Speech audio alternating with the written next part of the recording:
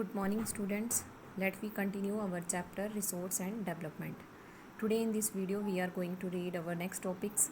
First one is soil as a resource. Soil is the most important renewable natural resource. It is the medium of plant growth and supports different type of living organism. Soil क्या है? सबसे ज़्यादा हमारा important एक renewable natural resource है जो renew हो जाता है दोबारा से।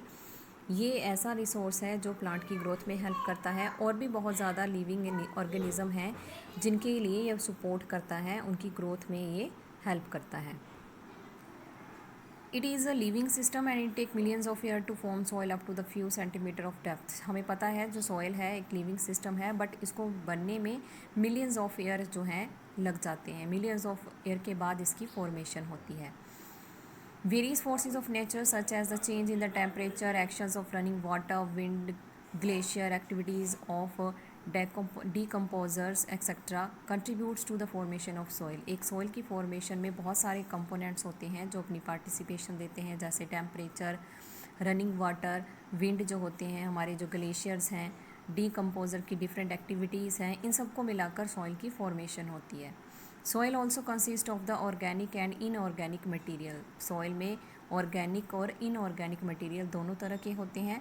सम of the basic factor responsible for the soil formation are colour, thickness, texture, age, chemical and physical properties. The soil जो सॉइल है उसकी फॉर्मेशन में जो मेन फैक्टर रिस्पॉन्सिबल है वो है colour, thickness, texture, age, chemical and physical properties. The soil of Indian can be classified in different type. India की जो सॉइल है उसको मेन पार्ट्स में डिवाइड किया है। First part is alluvial soil. This is most widely spread in the important soil. ये सबसे important soil मानी जाती है। These have been deposit by 3 important Himalayan river system में ये मिलती है, Indus, Ganga and Brahmaputra. Alluvial soil is also found in the eastern coastal plain, particularly in the delta of Mahanadi, the Godavari, Krishna and Kaveri rivers जो हैं वहाँ के जो coastal plain areas हैं वहाँ पे भी आपको ये एलुवियल सॉइल मिल जाएगी। एलुवियल सॉइल की जो फीचर्स हैं इसमें various proportions of sand, silt and clay. इसमें क्या होता है, सैंड, सिल्ट और क्ले होता है जिससे एलुवियल सॉइल बनी होती है। Next, apart from the size of their grain and component, soil are also described on the basis of their age. Age के बेसिस पर भी हम सॉइल को डिस्क्राइब कर सकते हैं। दो तरह की एज बेसिस सॉइल होती है। ओल्ड एल्यूवियल जो सॉइल है उसे हम बांगर कहते हैं, जो न्यू एल्यूवियल सॉइल है उसे खादर कहते हैं। Bangar soil is higher concentration of kankar nodules. जो बांगर है उसमें ज़्यादा कंकर नोड्यूल्स पाए जाते हैं एज़ कम्पेयर टू खादर के। And it is fine particle and more fertile than bangar के कंपैरिजन में ये ज़्यादा फर्टाइल होती है, ज़्यादा उपजाऊ मिट्टी मानी जाती है। Next one is black soil. Black soil is black in colour and also known as regur soil. ये कलर में ब्लैक होती है और इसे रिगर सॉइल भी कहते हैं। It is ideal for growing cotton, और ये कॉटन की पैदावार के लिए बहुत अच्छी मानी जाती है। And also known as the black cotton soil भी हम इसको बोलते हैं। Next one is here is the map of soil. यहाँ पे आप अपनी बुक में सॉइल का मैप दे सकते हो। फॉरेस्ट एंड माउंटेन एरियाज़ जो आपको बताए हैं लाइनिंग में। आगे next one is alluvial soil का ये पूरा पोर्शन है जहाँ पे आपको एल्यूवियल सॉइल है वो मिल जाएगी। नेक्स्ट रेड एंड येलो, ये जो पोर्शन है रेड येलो सॉइल आपको मिलेगी।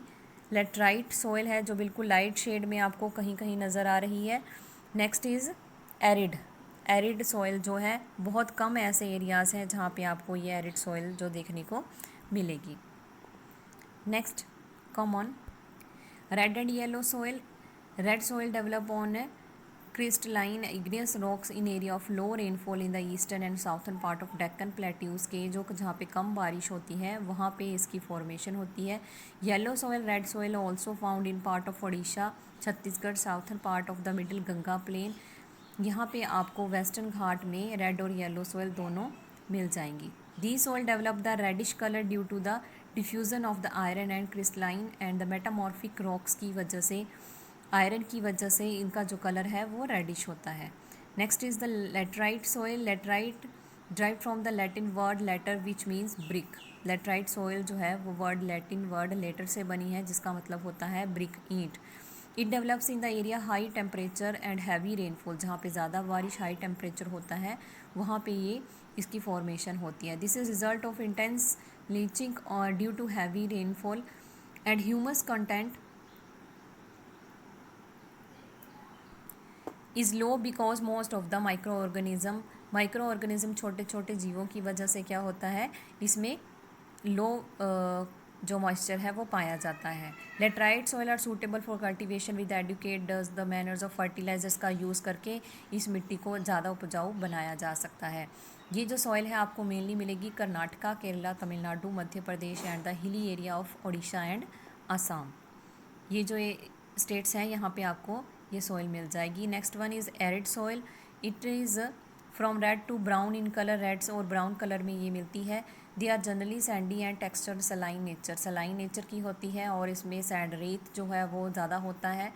सम area salt content is very high, the common salt is obtained by the evaporating the water due to dry climate, high temperature, evaporation is faster and the soil lack humus and moisture इसमें कम होता है क्योंकि dry climate में ये मिलती है, इसलिए हाई टेम्परेचर वहाँ पे होता है जिससे ह्यूमस की कमी होती है।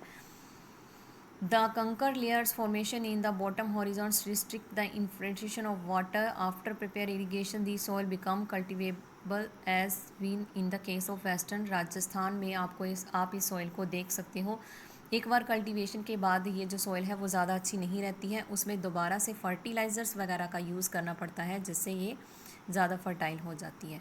Next, forest soil are found in the hilly and mountain area where sufficient rain forests are available. जहाँ पे बहुत ज़्यादा बारिश होती है वहाँ पे ये सॉइल आपको मिलेगी।